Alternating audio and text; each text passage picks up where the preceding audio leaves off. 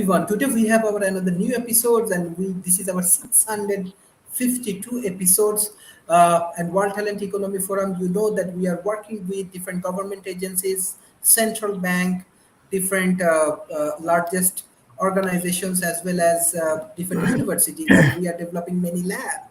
Uh, Country like South Asia's, like India, Bangladesh, and Pakistan, and Asia Pacific.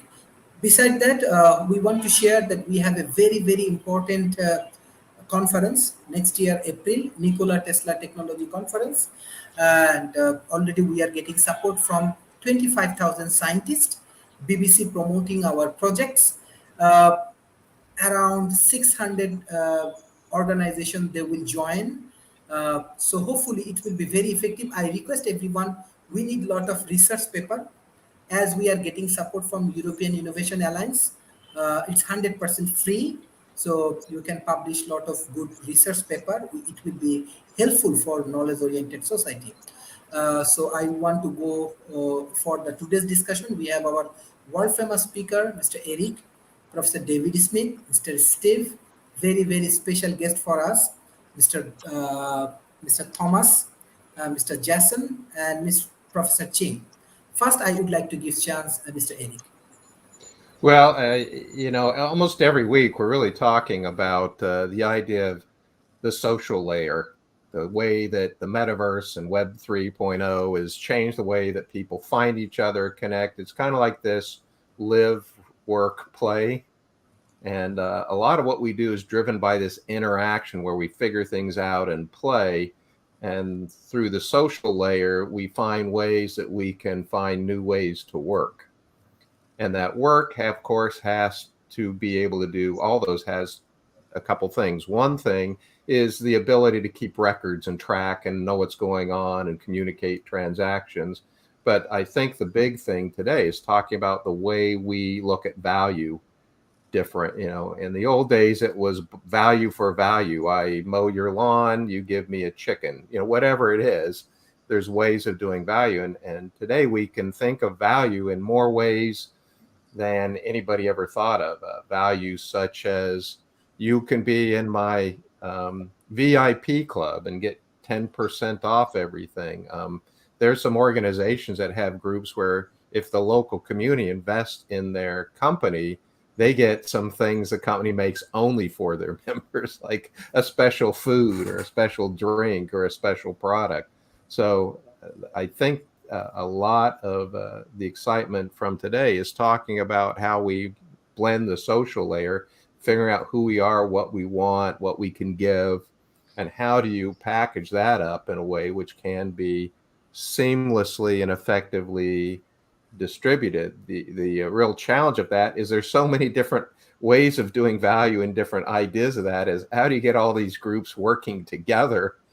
It's kind of like the idea of how do you do the dollar versus the euro when there's all these different exchanges of value that go beyond monetary. But I'll give more time to some of our speakers here. But that's my big interest today, is learning from all these people of how we develop the social layer, the economic layer, the technical layer, and how do we make those flow seamlessly. Thank you. Professor David Smith. Love Eric's introduction because that social level is such an important part of this going forward. But, if you begin to step it back, though, and look at what the token economy really is and how it can be derived, it's made up of so many different parts and pieces that kind of make this whole very different. A token economy actually goes back to a view of it well before what you see today used as it. And it was more of a way of how you did things in games, how you did other areas, but it has really morphed into the fact that a token economy is a system of really contingency management that is based on a reinforcement of a target behavior. And in the electronic world, that is based on digital tokens, usually built on top of blockchain to bridge the physical and digital gap in our, really increasing global and our virtual worlds there. And often tokens are what's in the electronic domains and the virtual domains. They're what's called level programs, where you pass through different levels and where you get different tokens at different levels on that. And there's just so many different ways, and there's so many different intermediaries working in this area. There's so many different ways that can be put together. And there actually is a lot of science built around the token economy, because it's really used as a way to back up and reinforce things. It's ways to take in interventions to do it, to create a system, and just really beginning to use the parts. But this is a quick one, but let's take and see some more, and I can jump deeper detail as we go forward.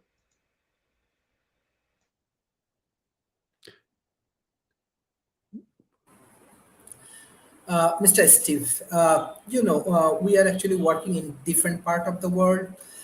We have a lot of challenges. Yes, we are working with central bank, and we find that token economy not totally defined in the policy sectors in these countries. That is the reality.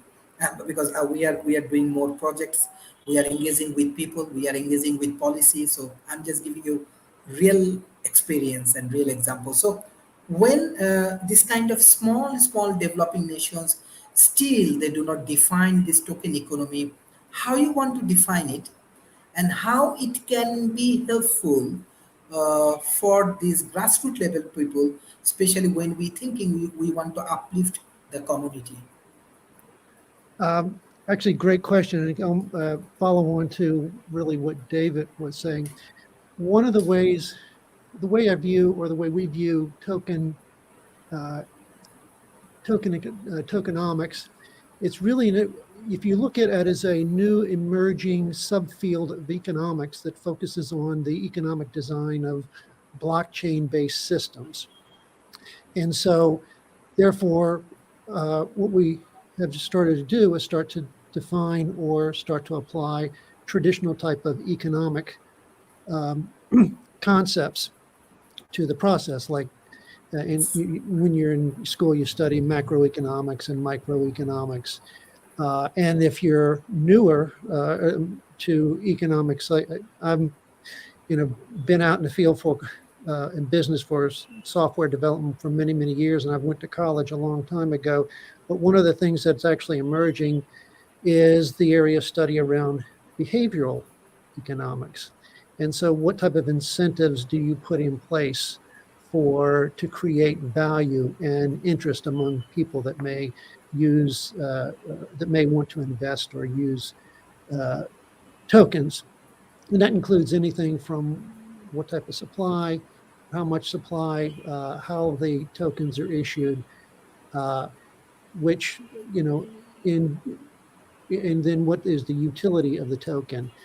So that begs the question is, so what do we need to do that will encourage people to either hold or participate in holding or using coins or tokens? And there are two things there are many things you should focus on, but two of the things you really want to focus on is, one is how can you get tokens? What type of incentives do you create for people to hold and own tokens? How are they distributed?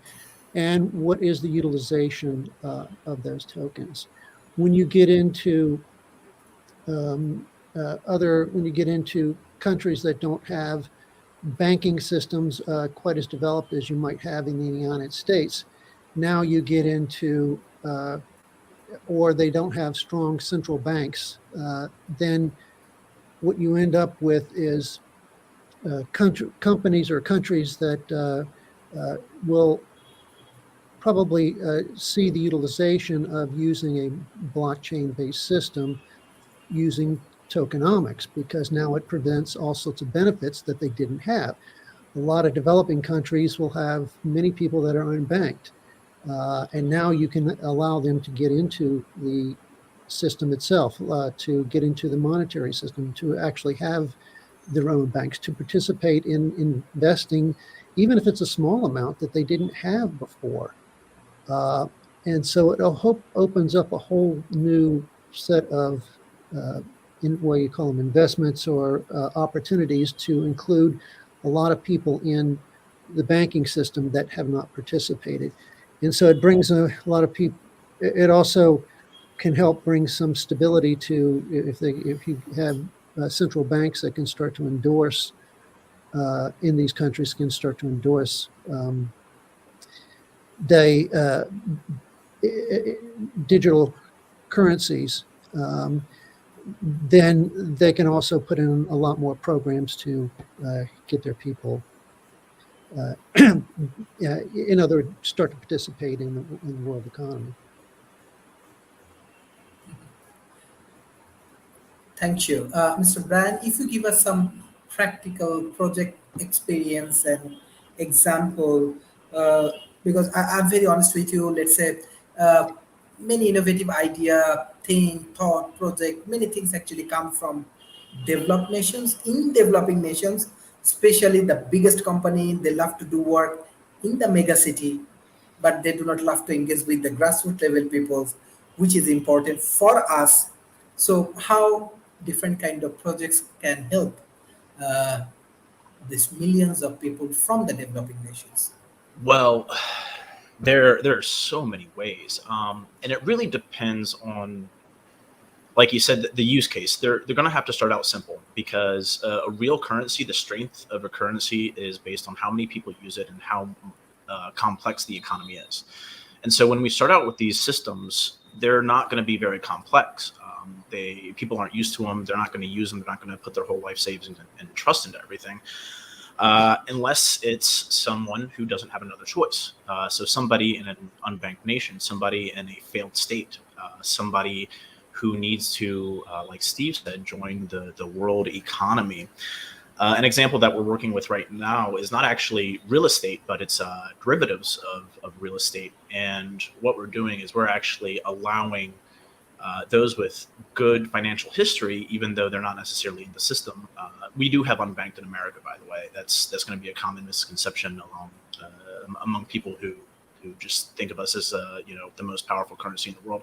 We have lots of unbanked here. We have lots of people without identification. We have lots of people who need help, and so putting them onto the system where they're able to make payments, to afford development, to basically get microloans, which have had extraordinarily beneficial outcomes in developing nations in Southeast Asia and in Africa.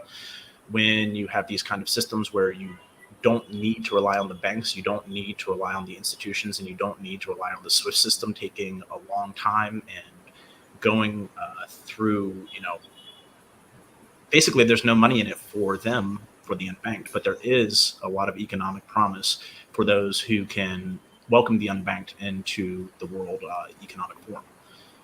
Blockchain allows us to do that. The first way is through microloans.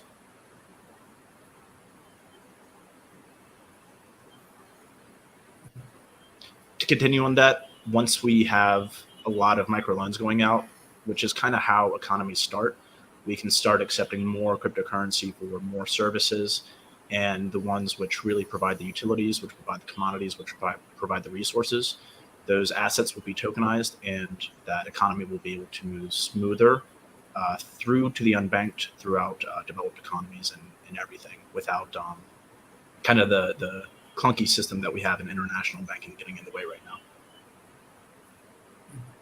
Okay, excellent. Mr. Jason, when we work with the central banks of developing nations, we find that they believe this cryptocurrency, it's not secure, it's not a real asset, and it's not helpful for economy. I'm not talking about like myself. I'm just giving you the feedback from the central bank. What do you think? Well, I think that the network of monies, of different technologies of money, actually need each other more than they think, because technologies of money, any currency is priced in the other currency. I had a discussion with a fellow who was really concerned about expansionary monetary policy coming, like not in the digital currency sense, just in the traditional currency sense, right? Expansionary monetary policy is when there's deficit spending coming from the central bank, and they were just like really scared. And what I explained to my friend is that when all the nations do that at the same pace as each other, relatively speaking, then they don't outpace each other and they don't outprice each other. It's when only one, two, or a few nations do that at an accelerated pace, way outside of the rest of the pace of all economies expand. Right? All technologies of money, all monies increase their circulation to reflect their population and their productivity. And that the real thing to keep an eye on here is the productivity, the production of real value, of the real economy, is like the great denominator that soaks that all up. And so I think that as far as like native cryptocurrencies go, as something like Bitcoin or Litecoin or whatever else, they actually are important. They are the reason why CDCs have appeal. They are the model in which they work, and that their trade value $2 and to others CDBC or central bank digital currencies really will determine the adoption curve. I think the adoption curve, because when a currency changes its form, it's subject to some scrutiny. People will evaluate it again, and it's possible for a nation to really strengthen its currency or really weaken it, depending on the details, the technicalities, and the sentiments that evolve around their program. I mean, even a physical currency is still a technology, right? Like the serial number that's on it and the hologram and all the authenticating elements, those are all parts of the technology stack for physical currency. And that a digital currency does that as well, except is more difficult to counterfeit. And exchanges has more like interface area for uses, for real uses. I would add to this that it's important for citizens and for policy, like public office holders, to understand that the internet, like cyberspace, the internet is everybody's neighbor, right? It is its own jurisdiction. The port reaches inside the wall. The plug on your door or the plug on your wall is like a port to a different country, technically speaking. It's like a seaport. And that, okay, so imagine this framework for law. In maritime, in the ocean, there's international law, right? It's maritime law. And that the place where there's a port, where the ocean meets a nation, the nation controls the laws at that port. And that's exactly true for the internet, where you are in your building, you control the parts of the internet, you control the law of the internet in your access point. And that when you go out into the broader access point, you're out in the internet, and it is a different jurisdiction that nations wish they could control. And by God, we had this conversation in 1996. Look it up. Nobody controls it. It's important to remember that. That will always be the case. There will always be competition, and that's healthy. Security also important for people. Anyway, Professor Ching, what you want to add? Yeah, I'm glad that we have authorities as well as experts in a subject to talk. You see, I think authority can give the individual views, instead of just give the general views. That is what your forum has advanced. I hope in the future we also have experts. Well, first I like to continue with what Jason said. He mentioned this timely phenomenon of central bank digital currency. Okay, there is the basic idea behind all this, token. Bitcoin breaks the monopoly of government in printing money. Now everybody can print money. Okay, that's the basic idea. Okay, so and Eric mentioned a very fundamental question, which is, I solved the problem of value 1972. I predict the saving loan crisis. I predict the subprime war, and I help promote this idea of Milton Friedman and the Bernanke on this quantitative easing. Now all they know is just use quantitative easing to solve all the financial problems. So in other words, the solution value is not available to the public. Okay, so if you want to talk about value, there's no way to determine value. How can you talk about value? It's not a criticism of Eric, but it's just the phenomenon which is causing all kind of. For example, today they want to control inflation with the old method of the invisible hand. Okay, he believes supply demand. But the invisible hand is the culprit of all the market crash, all the recession, Great Depression, because the range of tolerance is too wide. Okay, sometimes the economy cannot sustain this. The solution value will create the possibilities so that create equilibrium, calculate the equilibrium, so it will not expand beyond the range of tolerance of market crash. So this is the contribution today, to today's inflation. If they use it, it would keep price at the equilibrium, so it will never go beyond the range of tolerance, which is, by the way, in real estate, 40%. But we can keep the range of tolerance, range of possibility within 20%, so it will never go out of it. So this is just an example of how to use the solution value. In addition to what Eric proposed, we want to evaluate everything, And also, there is this. I'm not going to talk about tokens. Okay, I'm going to talk about that. My central view is all the tokens today are incorrect. They're all wrong. Eventually, because all the money up to now, there's no money. The only money is gold, okay, which is permanent. The rest are not permanent money. The US dollar is universal. So if some private, like people here, we talk about token, we're great. We are just creating another US dollar. We try to compete with the US dollar. Okay, US dollar cannot use, it's difficult. People have money laundering, but the Bitcoin helps money laundering much more directly than US dollar. You can just send money instantly, So it help this name crypto, okay, has a tremendous effect. It surpasses US dollar. So all the money with token will come in and compete. So what I'm suggesting, you got to have a universal money, plus you have to have this money permanent. So I have invented the universal permanent money. Okay, this is not an easy invention because this universal permanent money is based on complete automated universal permanent software. This software has a byproduct called universal permanent number. Another from minus infinity to plus infinity, I hold the copyright to the whole set. Okay, all these numbers, integers, will be unique, globally unique.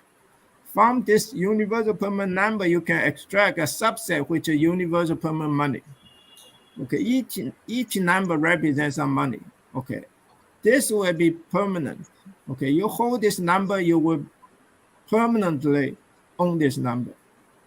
Okay, and it can be universal if enough people come in and start to use it. And this will be packed to gold, and it will be backed by gold initially. So it will create a perfectly safe situation for the owners. Okay. So tokens are representative of something. Okay, the two universal tokens are gold and the US dollars. gold is not only universal, it is also permanent.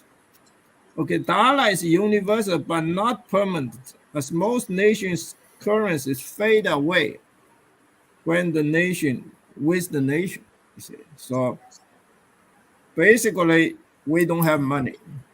Okay, and the next thing is to all token will disappear except gold, which has intrinsic value. Okay, the intrinsic value is very important. Eric mentioned intrinsic value. Okay, this is important. Intrinsic value. Gold is its own token. Okay, universal permanent money is also its own token. So this is, as I said before, this foundation of it is the universal permanent software. This software has 3 innovations so far. Very few people can fully understand this software, but the universal permanent money itself can be implemented right away, because it's associated with universal permanent number. You see, the universal permanent number has a very strange with a characteristic, not a strange character, a very common characteristic. That is, some number very easy to remember, some number not easy to remember. So I assign value to each of the digits. Obviously, the smaller the digit, the more valuable is the digit. Okay, but inside each digit, there's numbers like 11111 or 1, 2, 3, 4, 5, 6, 7, 8, 9, 10. Okay, all these numbers will be worth much more than their list price. So if we can auction off this digit, I think I can push this business plan forward. It has some kind of business angle. I didn't think about this before, but after I talk to people say, how do you start this business? Well, actually, I just realized it's very easy to start. So anybody want to join me, please do so. And I, initially people can go auction off this universal permanent number for much higher price than the list price. And the list price, I give you the equation, but I don't know if you can remember. You don't need to remember. Eventually you will hear it in publication. The list price is in terms of ounce of gold. It's 10 to the power of n minus 12. Okay, which give you a 1 ounce gold is worth a 12-digit integer. Okay, which is about $2,000. But there is a reference. The reference, the International Book Number, Standard of Book Number, ISBN, which costs $150 for a 13-digit integer. So, it has value. Okay. Integer as identification, used as identification token, it has intrinsic value. Eventually, you need to give every DNA a number. What kind of number can you give it? You have to give it the integer. Okay. It's much more complicated than books. Okay. Each human will have an identity for its DNA. So this use of universal permanent number is the first step in knowledge management.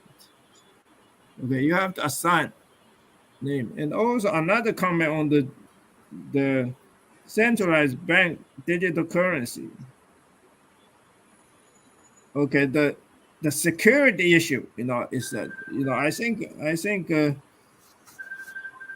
think again, Jason mentioned this security. Well, I think they try to. The problem is security. Okay, the bank is for security. Okay, so the bank keep an eye on all the money. So they are the security. Now you want to replace it with centralized currency. You got to go through the whole process of security, as bank has done so far. So this is part that people need to realize. It's not so easy. You see, it sounds like it's very easy, but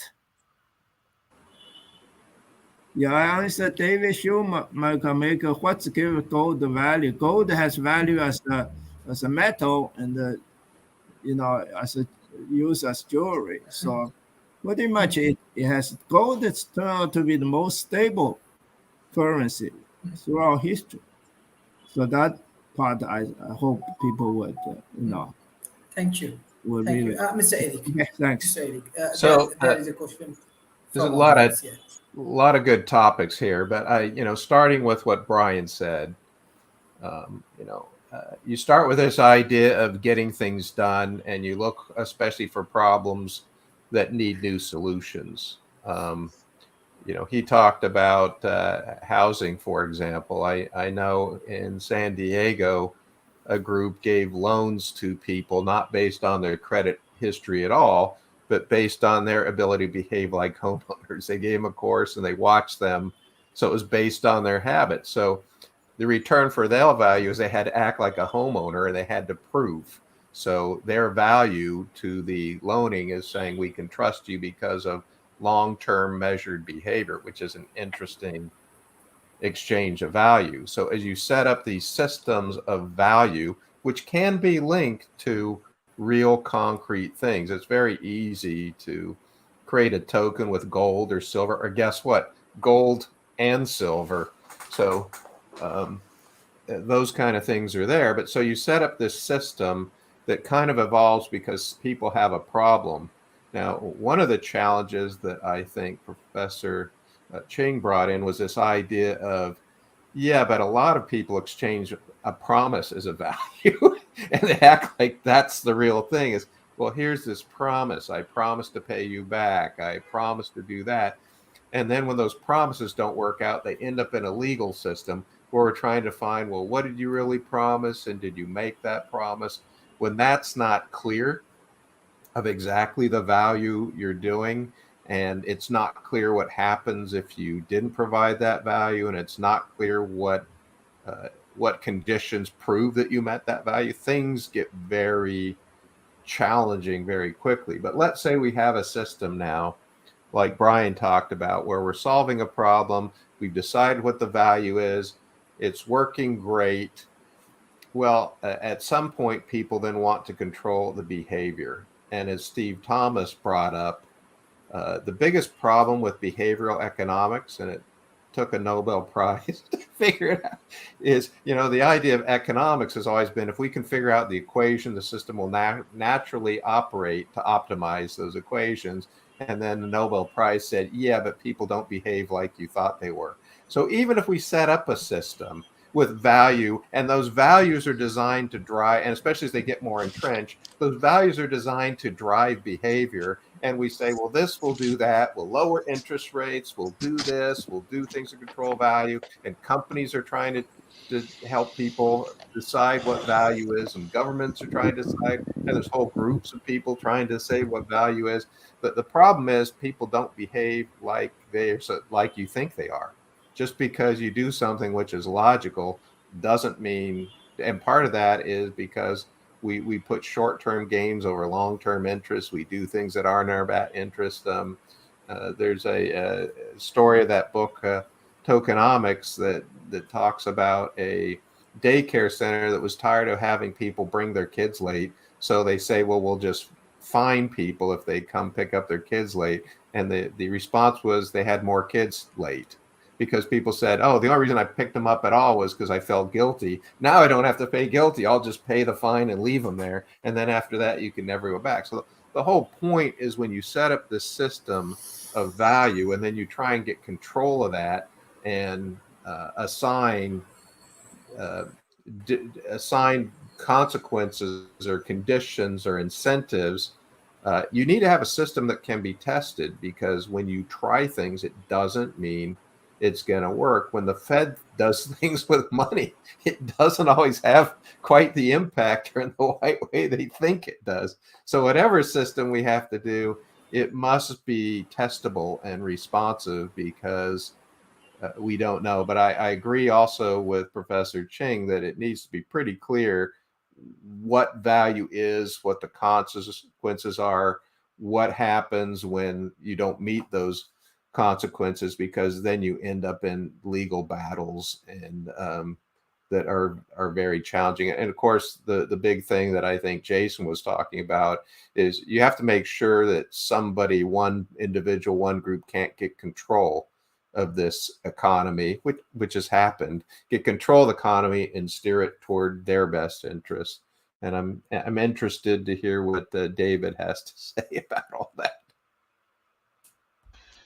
Well, I loved your discussion of the whole cultural part, the people part, how unpredictable people are. But the real thing is I look at a token economy, tokenization, the whole area we're going through, is that if you look at the global economy, which is where we're playing it is really broken down into smaller sub-economies.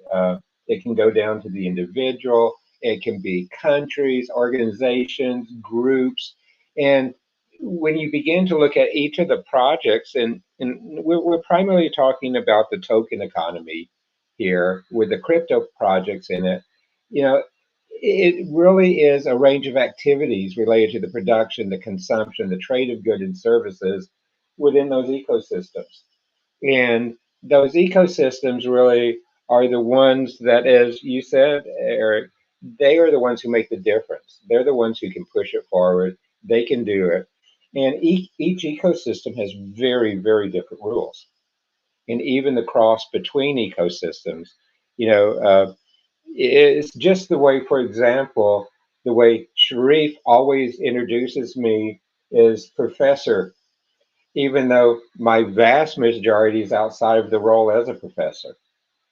But it's the ecosystem view there. And if I'm working in a token economy in a professor type role and really using it, it's more like an NFT type of token economy there than it is a place where I'm exchanging more goods.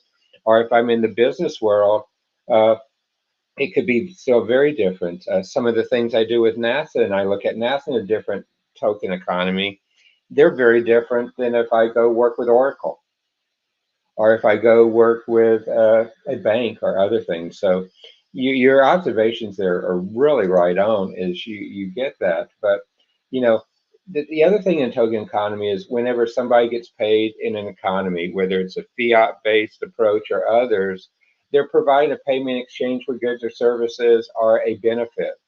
And those goods and services also tend to have their own rules and constraints to help encourage cooperation, mutual beneficial behavior within the ecosystem, or regulatory compliance within the ecosystem, either at a local level, a regional level, a national level, or a global level as we look at token economies.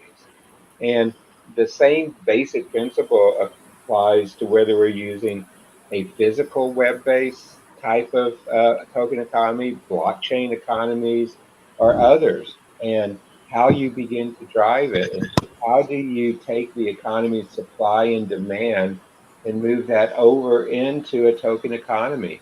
And you know, this is one of the places where we've talked about before. When you look at really today's modern economy theories, this is where governments and central banks intervene, like we've talked about, to leverage the monetary policy to help regulate the economy in countries.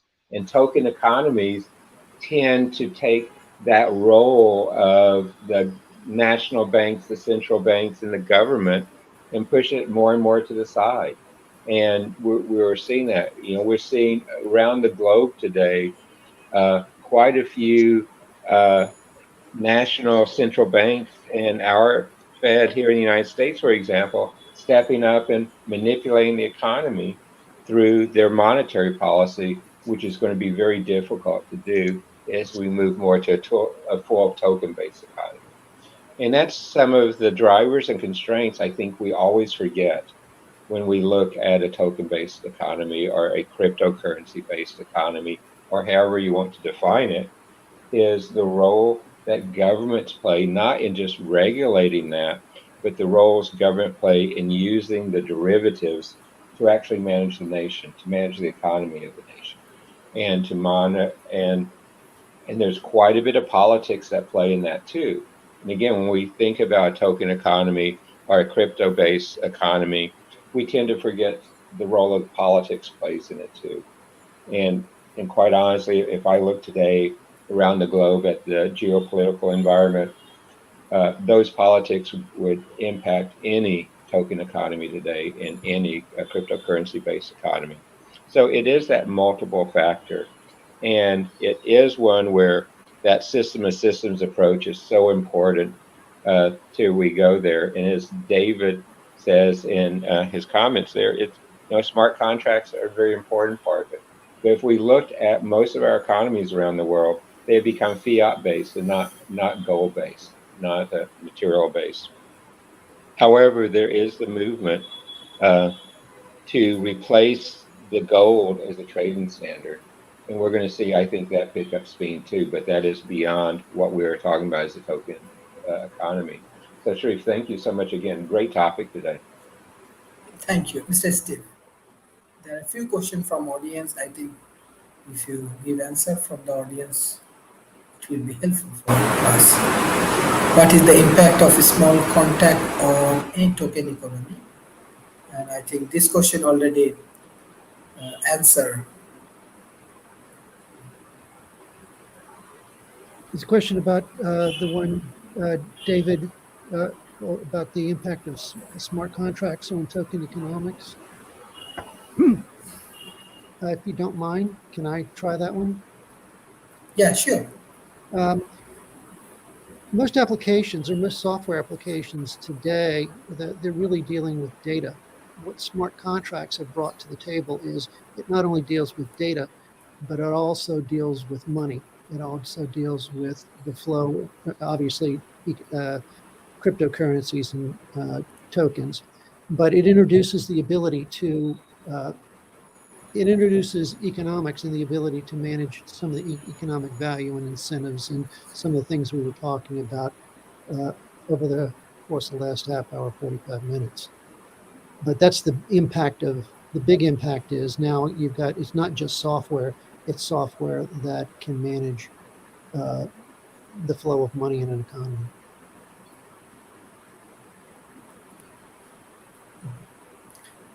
Thank you.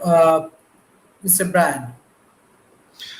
Yes, I would actually like to go back to what I think the big thing that we've really been talking about today, and this is the major pillar behind tokenomics, is what is the demand driver?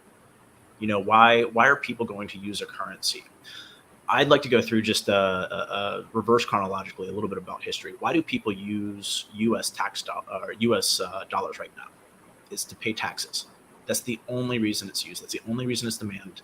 But it's still the world's most prolific and most valuable currency. It's the world's most stable currency because, right now the U.S. has the most economic tendrils and complexity of their economy. It has the strongest dollar, and it has, a century of history and resources to back that up. The demand is to pay taxes. The demand for gold was to store value. And gold got replaced by paper as quickly as it could because you can't ship that much gold, from Mexico to Portugal all the time like that without risking a whole bunch of it lost, whereas you can go and reprint the money if you want. Originally, though, the demand drivers came from food. Our original monetary source was food. Our original currency was barley. However, barley could only last about a season or a year, and so it quickly had to be changed over to stone ledgers. And eventually, fractionalized stones, and then eventually we had, paper money and monetary policy as we do today. But what we're getting back to is food. I don't care how much gold you have. After 3 days of not eating, I will give you all of the gold in the world for a moldy piece of bread. If we're talking about demand drivers here, we don't really have a gold standard. We have a food standard in this world, and we always have. Gold is a derivative. It's something that everybody agreed on. You could take, King Philip, you could take the Tsar of Russia, and you could take the Emperor of China and stamp their heads on gold. The gold would still work in each of those places. They would accept the gold. That's universal.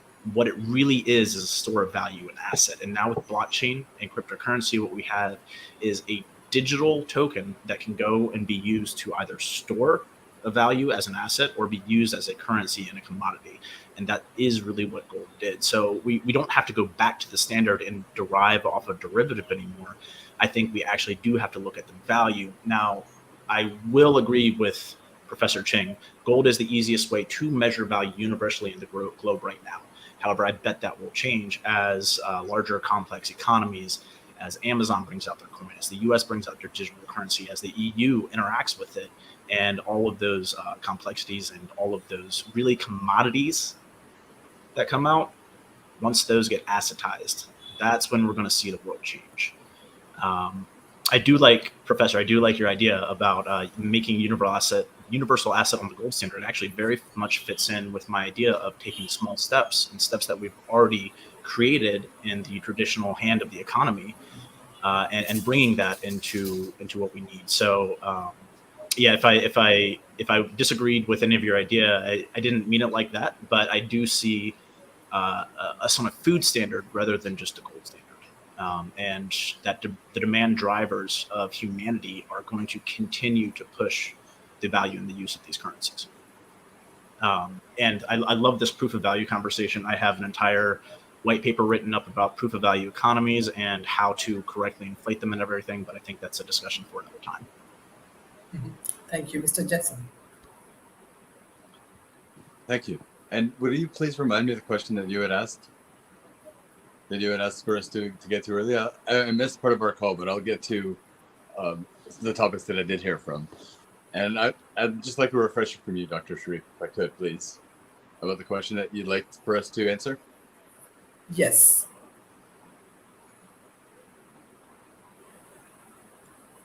Well, I guess I'll just start by understanding the word economy has two parts. The second part, nomi, refers to numerology, numbers. And the first part, eco, is the same root as system. Eco is sort of like environment, like system. Like ecology has the suffix is logic. For logi is for logic. And as the logic, it's the story, it's the interactivity of the environment.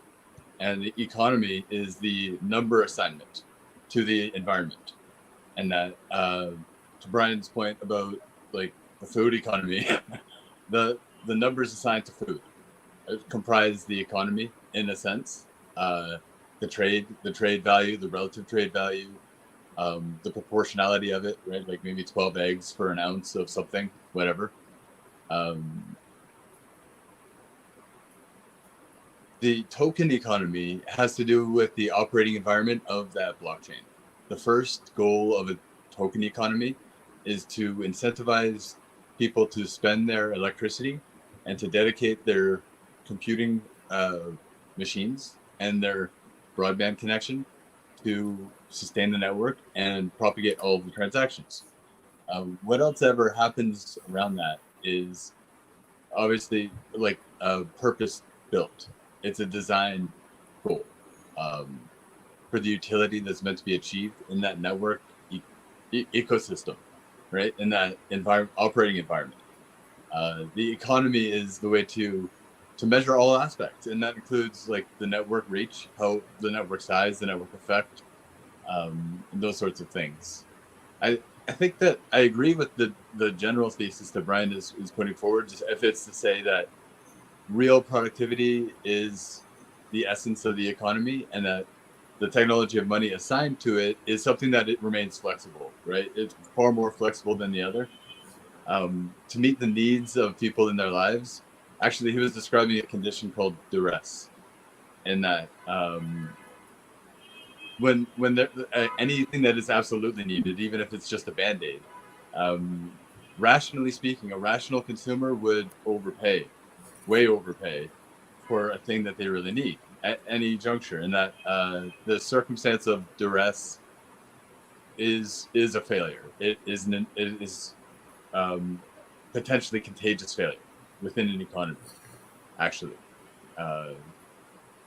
So, I mean, there's that. I think that gold is a technology of money that's a lot more complex than it sounds like, because there are impurities to it. And I would also add to it that the original utility for gold actually was to pay your taxes in gold. I'm sorry to be cynical about this, but it wasn't like the market just rallied and said, hey, gold is a good technology of money and we're all like tax-free now. Not quite. I think that it was more like peons paying the kingdom, and that the kingdom wanted their gold. So whatever jurisdictional taxations and whatever jurisdictional limitations are placed on the people for an opportunity that's out there, like if there's a digital commodity, well, they have to understand they're stifling the top of their own funnel, point of one. And that, well, for us as participants, right, whatever aspect of participation we are, if we're just part of the network or if we are just part of a conversation, I think that it's important for us to recognize our jurisdictionality, and that places that have the freedom to use encryption, places that have the infrastructure to propagate a network, we actually have a responsibility to the world to provide bridges and provide opportunities for people to get out from under the thumb of wherever they are. And I would include places that would surprise you, actually. I'm not talking about like obscure nations, right? I think that this could pertain to anybody potentially, circumstantially, right? Duress is a reality that people experience on and off wherever or not. And that's a way to measure something in the economy.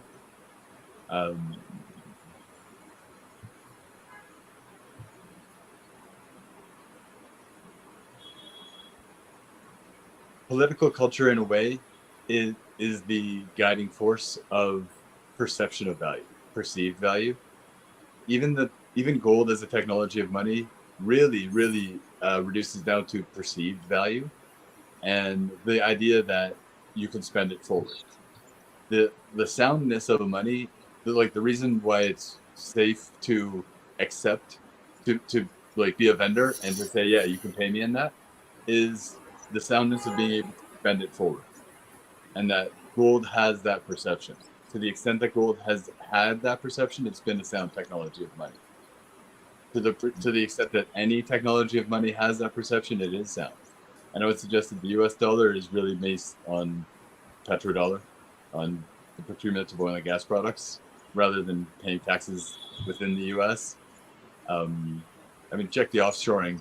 There have been a lot of leaks and revelations as to like the pattern of US dollar offshoring, and that people don't pay taxes with the US dollar. They offshore it and they commit crime with it. And let's get serious. If you're going to say that Bitcoin is a problem because people can commit crime with Bitcoin, then you have to assign that to any commodity. I mean, crime has been committed with every type of barter imaginable. Every type of barter good. If you want to talk about gold, crime has been touched by gold. Talk about diamonds, you want to talk about the US dollar, crime has been driven by, incentivized by, and facilitated by all of those things. So Bitcoin is actually a bad choice for that. You know, if you were to say that you should criminalize Bitcoin because it's too much, it facilitates whatever money laundering, it actually doesn't. It's a very difficult way of doing it, and that stifling your own people from accessing it and using it and taking the opportunity just places a lid on the top of your own funnel in your jurisdiction, because the internet is global and the people who live wherever you are can all access it whether you want them to or not, ultimately, right? So if you let them do it openly, then you have a chance at a business in your jurisdiction that can drive taxes and incomes, and that's for the best. So that's like a token economic premise that I'd like to put out there for the regulators, for the office holders, for anybody involved who is thinking about the regulatory interface of this, the jurisdictionality of all this. Understand that making it contraband makes it more expensive, which makes it more desirable, and technologically people will always be able to access it. This is a vector of prohibition that only backfires. And I'll finish on that note. Thank you. Professor Ching, what's your concluding remarks?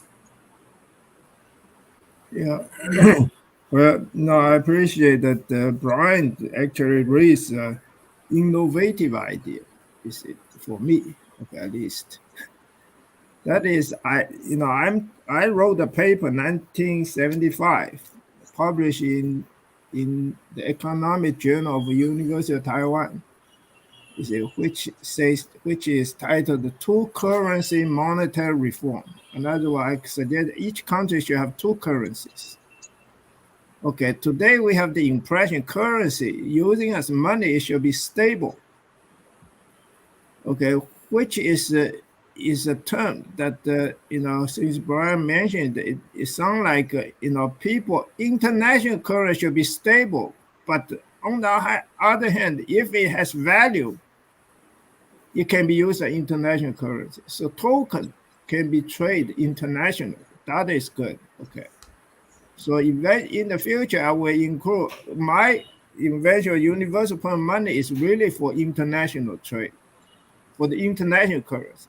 Domestically, each country can issue their money as much as they want. But if the consequence of issue too much money, everyone knows that it causes devaluation of the currency. So basically, this idea of token based on commodities, such as food, energy, there's a solar dividend.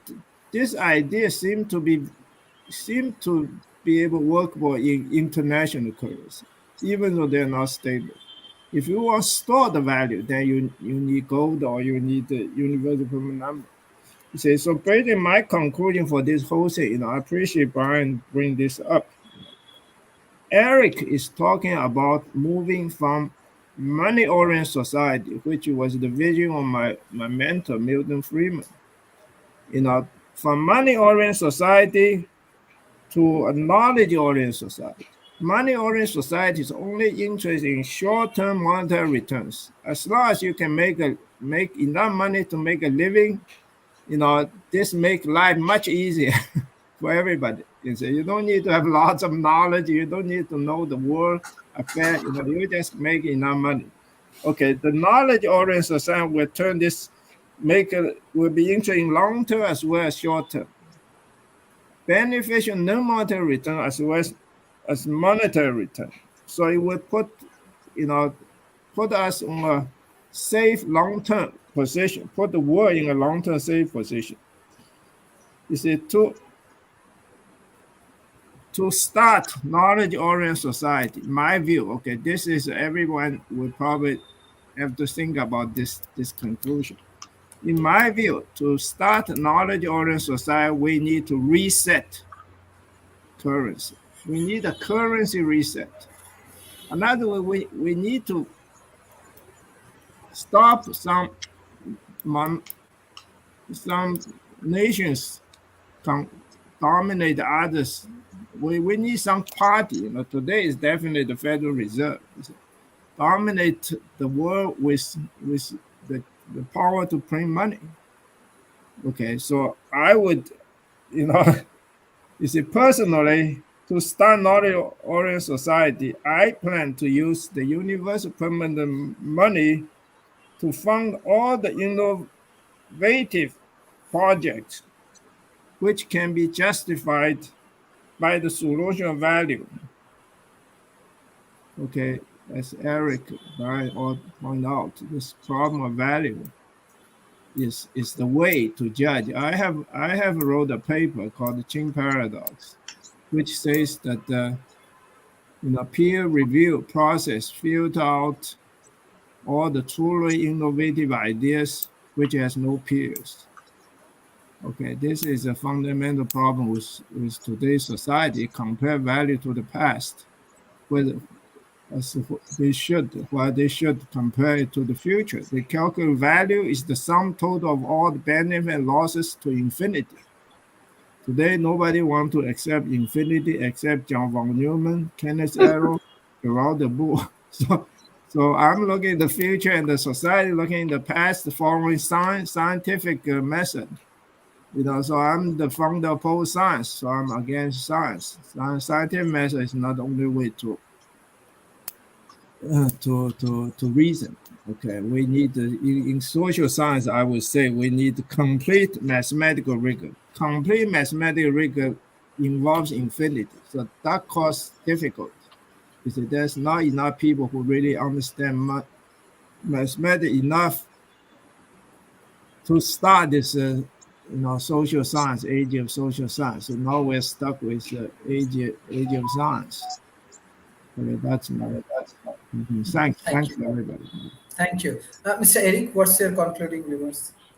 Well, it's interesting. We've been talking about money from gold standards in the U.S. Of course, the big thing was whiskey. People didn't mind paying their taxes, but they wanted to pay it in whiskey. They were upset when they couldn't pay their taxes in whiskey, so they moved as far away from the government as they can. And that set up all our whole moonshine and a fear of revenuers and tax and hatred of the government because we couldn't pay our tax in whiskey. Some years ago, Brussels sprout wrestling was a big thing, talking about the food standard is people were stealing Brussels sprouts because they were so valued. But here's the thing. We do need a way to communicate globally and share value because we're a global world and a global society. So whatever that is, we've got a system entrenched to do that, all fighting for, and it's not one system, it's multiple competing and adjusting and playing with interest rates. But here's the thing. We've always wanted to do local. There's always been an effort to do local. I've seen so many.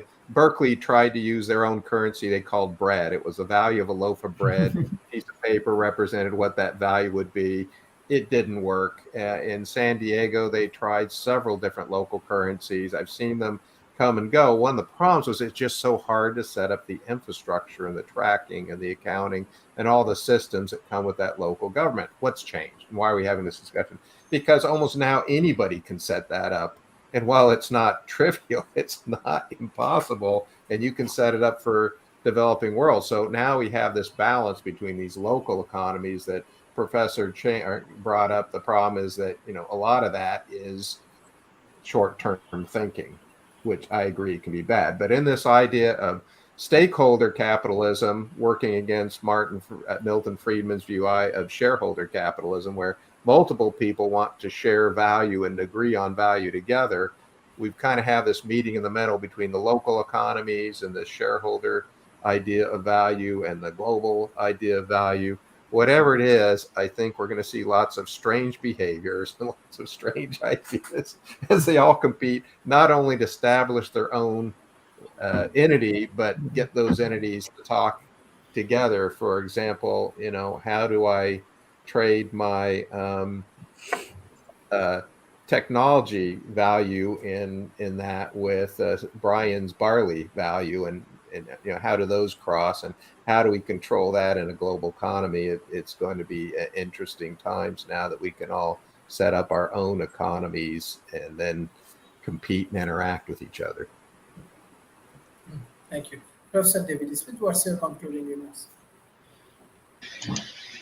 I love the discussion that Eric just had about economies, and I kind of like the bread one, because Brussels sprouts, I don't know, that might bankrupt me if I went into a Brussels sprouts economy.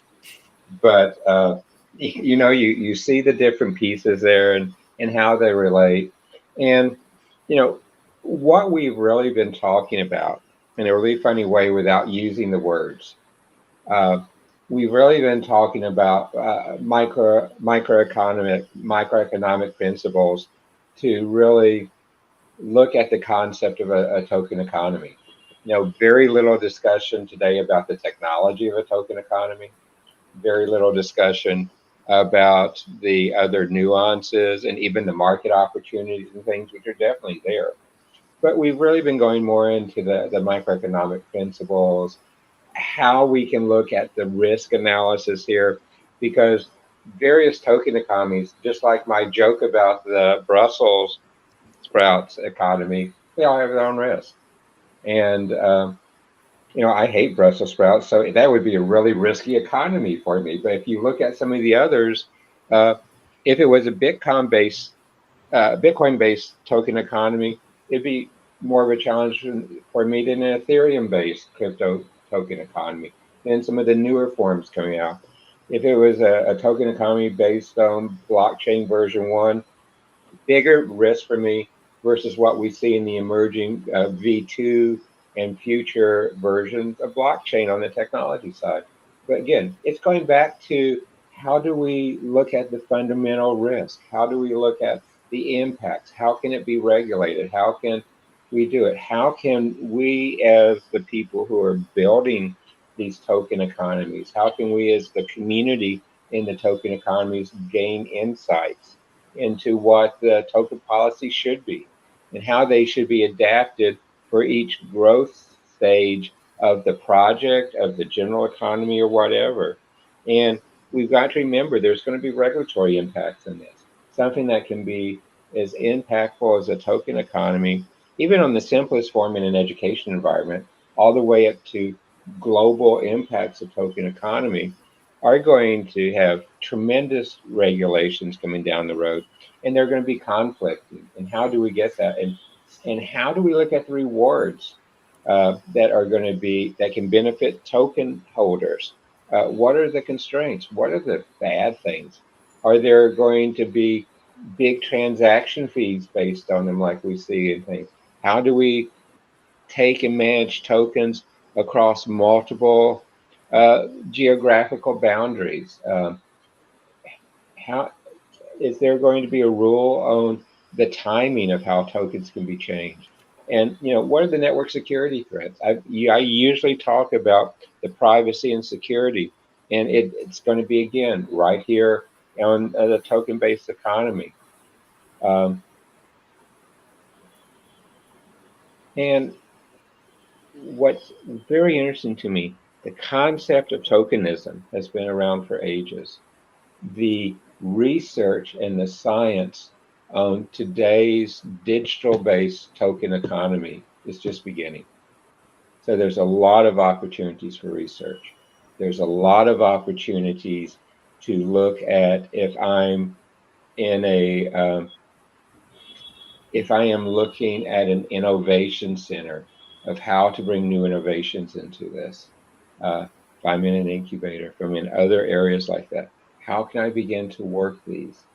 In governments, I tell you what, I would not want to be a government monetary regulator today with all these changes we're seeing in our microeconomics view, with all the tokenization, with all the changes to the fiat technologies, to all the changes we're seeing with looking at people challenging the dollar as a global is challenging the gold standard, with the changing instability we see with privacy, security, and yes, the global stability out there with that. So it's an interesting time. This is when I think our answers are still coming into place with. I think these balancing acts will see dramatic shifts on a token economy over the next 24 months. And after that, I think we'll see standards emerge. I think we'll see other things emerge that makes this a more dependable economic environment, a more dependable just ecosystem going out towards the future. So Sharif, thank you for letting me be part of this. Thank you. So Steve, what's your concluding remarks for today's session? Yeah, I want to add a couple of things. One on just what David was saying, and also Eric. First of all, I can't let the Brussels sprouts go by. I had Brussels sprouts last night, and I had to call Brian because Brian's got a great Brussels sprout recipe, and last night to actually prepare it. So I'm for your Brussels sprouts idea. Also, one of the things David brought up, which I thought was important, and that is we haven't spent a lot of time talking about the technology. And both Eric and myself, and actually Lisa, who's listening, we all had worked with a company, a gaming company. And we spent a lot of time we spent a little bit of time on technology, but a lot of time we spent in the background was really talking about behavior. If we made this change to the system or to staking, how would people react? We spent much more time on the behavioral aspects and what incentives we had to put in place to encourage what type of behavior. And we spent very little time on the technology and how you could get that done, because it was really trying to figure out how people were going to behave when we introduced certain things. And so even a technology company, they spent more time on the tokenomics than they did on the technology itself.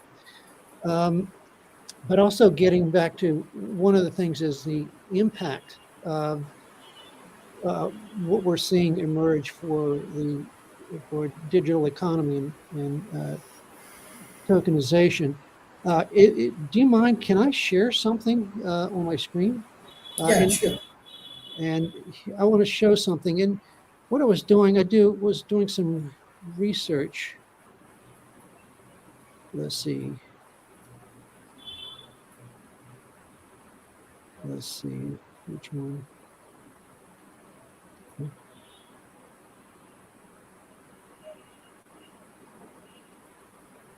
I think there is a present option. Um,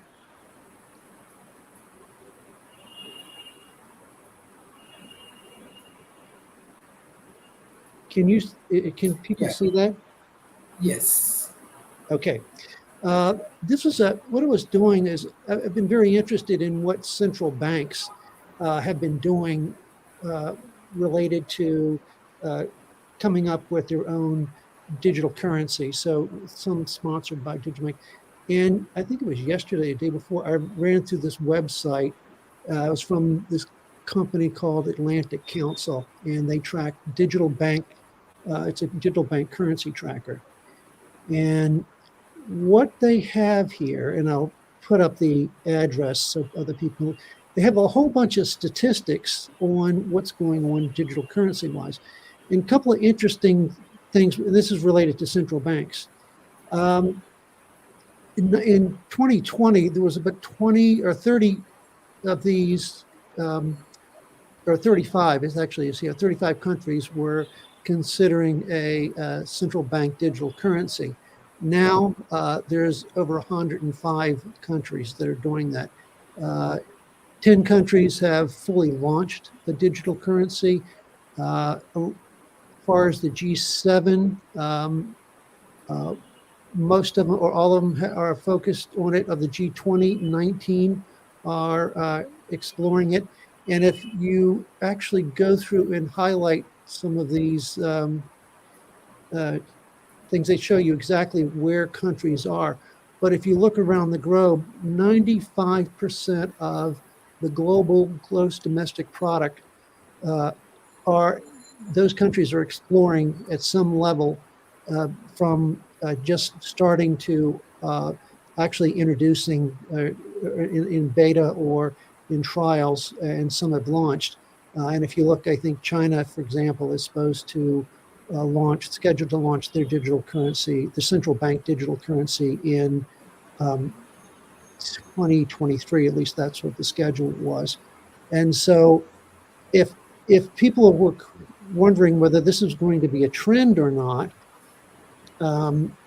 it is going to be a very, very big trend. And this isn't going to just stop, or it's not just a fad. There's too many benefits associated with it. So I just wanted to share that. And what I'll do is I'll put this in, because it actually has quite a number of statistics about what's going on central bank wise. And they're really going to be the key to the adoption, because they're going to work on a lot of the standards. They're going to hopefully be the ones that deal with a lot of the cross-jurisdictional issues. And so anyway, I thought I'd provide that just because it does put a spotlight on where where this stuff is going. And so it actually gets back to some of the things that Jason was talking about earlier today when he was talking about central bank digital currencies, and just I think a little bit of support for what he was saying. So Thank you. Thank you.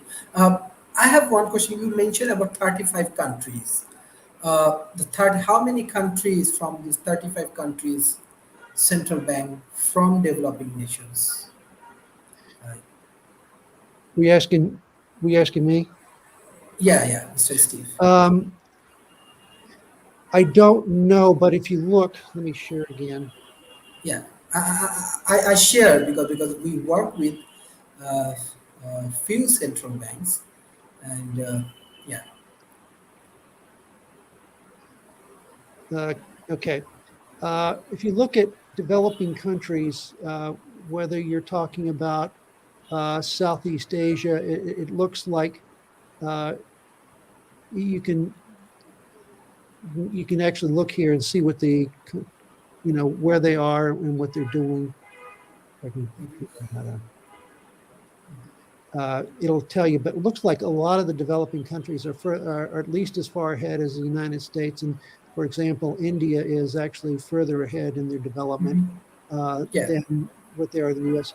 But if you look over in Africa, for example, Nigeria has already launched theirs. A lot of countries in Africa you can see that there's nothing going on, but you do see quite a number through here. So I would expect the incentives for developing countries are far greater just because of the number of unbanked that these developing countries have.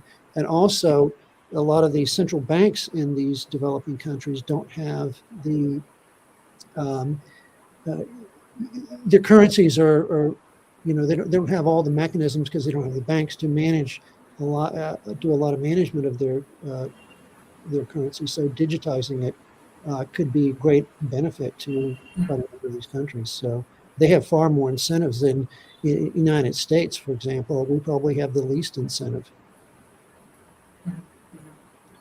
Thank you, sir. Excellent explanation. Mr. Brad, what's your concluding remarks? There's been a lot covered. At the end of the day, we're talking about human demand, Maslow's hierarchy of needs, and the shifting ways in which we approach our economy. We're seeing some disruptions now, and we're seeing some use cases, but there needs to be a lot of experimentation done when it comes to DAOs, the metaverse, Bitcoin, Web3, everything. We don't know what we don't know yet. And so the next 10 years are going to be very vital in that, and we got to be careful, and we won't be, just like with the internet. We're going to see a lot of really cool things come out of it, but we're going to have a whole generation with a bunch more anxiety than we used to. It's a technology, so there's good and bad that's going to come out of it. But what's really could be catastrophic, and that doesn't mean in a bad way or a good way. It just means that it might change. Governments are going to change because right now governments are a central authority which provide a currency that is used to truly buy the military, the police, and the marketing for the nation. When you come into the U.S. and more developed countries, you see infrastructure and healthcare and education and things like that, and basic human needs. But what we're really looking at is control over a population. And so if that control becomes decentralized, it could have a mechanism to become more democratic. It could have a mechanism to go the other way. There will be both, but I think we will find a fundamental shift in how resources are managed from governments to more independent entities, which are going to have a stronger hold on our infrastructure. But we will see. I think governments are in trouble. I think banks are in trouble. Thank you. Mr. Jason.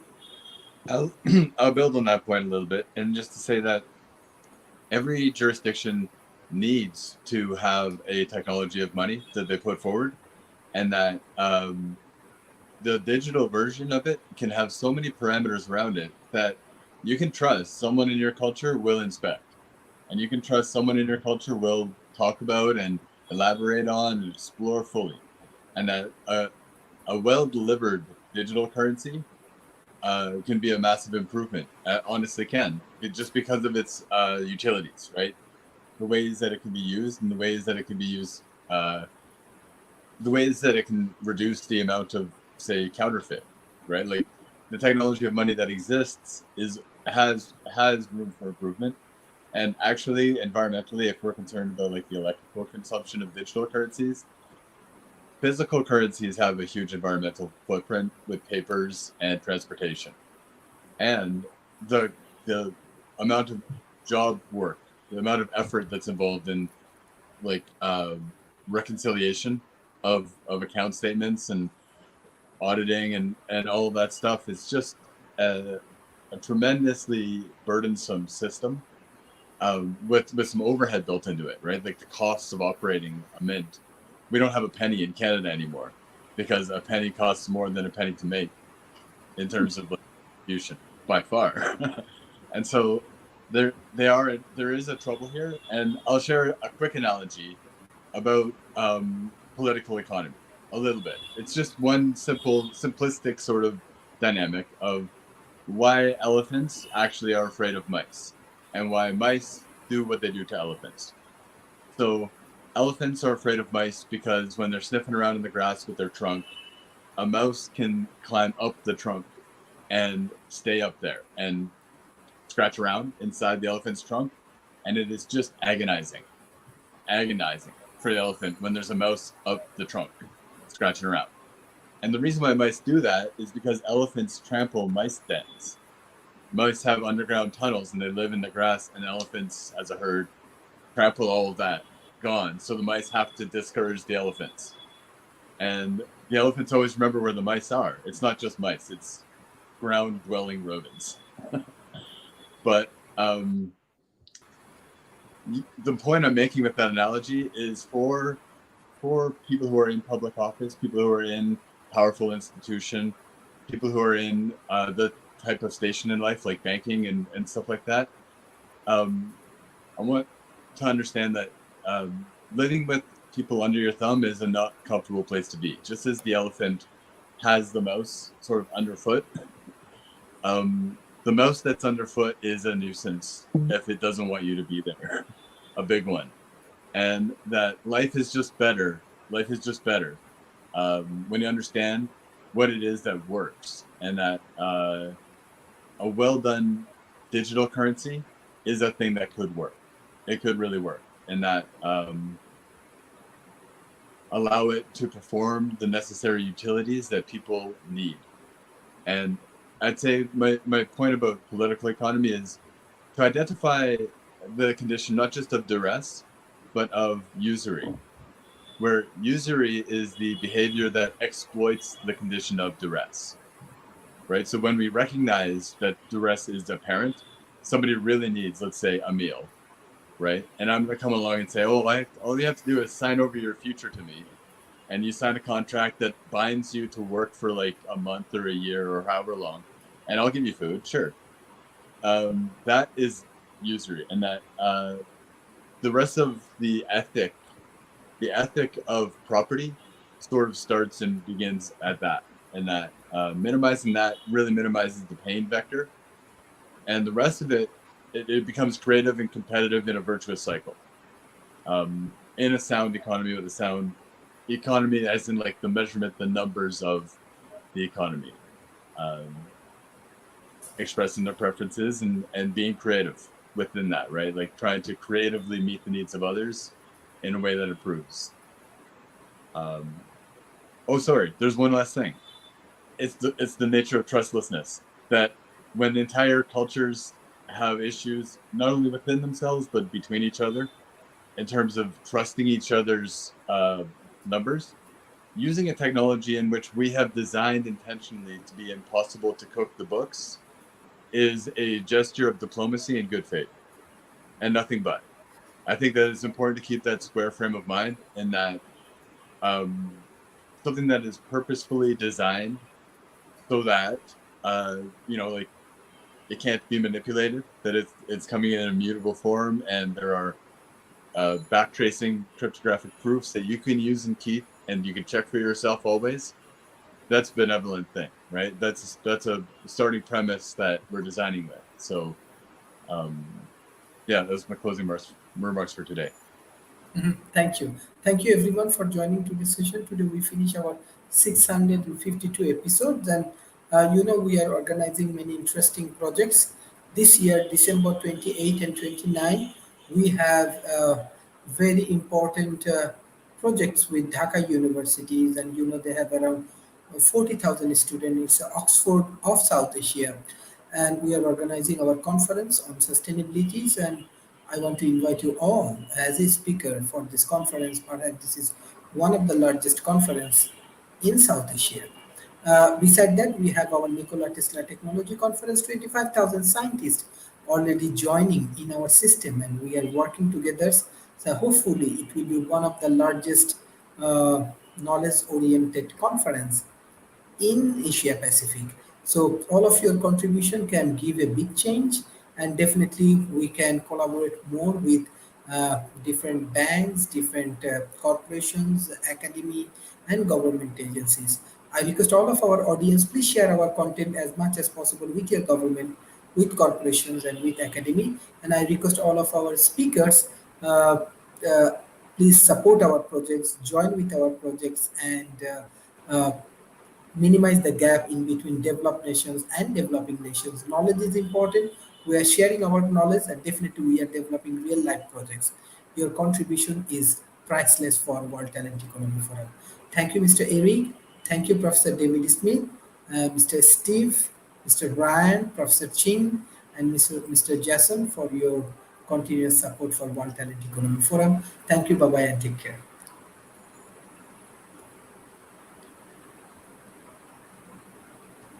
Thank you, Dr. Sharif. Thank you.